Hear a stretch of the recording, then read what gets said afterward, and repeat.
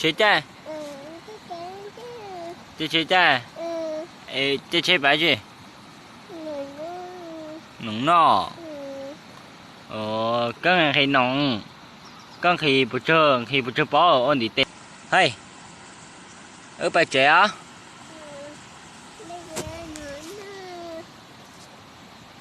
Bài trẻ chứ nó.谁在？这谁在？这谁白去？nóng nọ. Con khi nóng, con khi bữa trưa bỏ ôn đi tê á, bữa trưa bỏ. Đây, ôi rồi, trưa bỏ.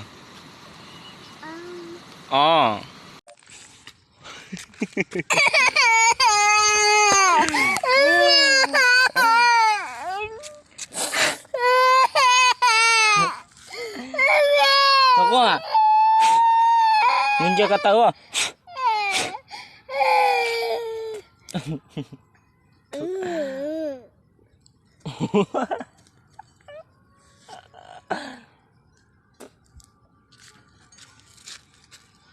Hello.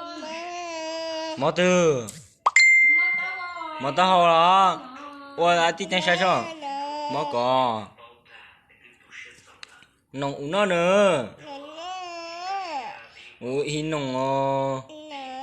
Ủa là chư nữa. Chư thư. Sao hả? Nó cho là vậy à? Dạ. Nó đến tao coi son chứ. Mới để hổ con ạ, để có và con son ạ. Ai mất tao ho. Hay nhiều nông nó. Hay luôn à? Hay cho tí trắng hả? Hay à, tí trắng tí xanh phải như là. Hay à.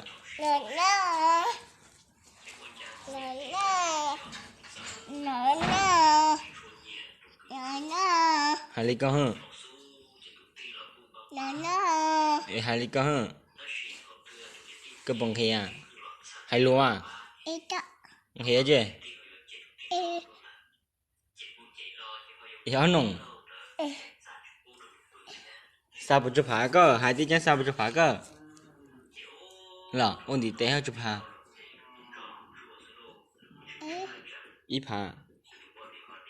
Ít hạ hả? Ít bộ. Ít bộ hạ. Nhìn đợi ha.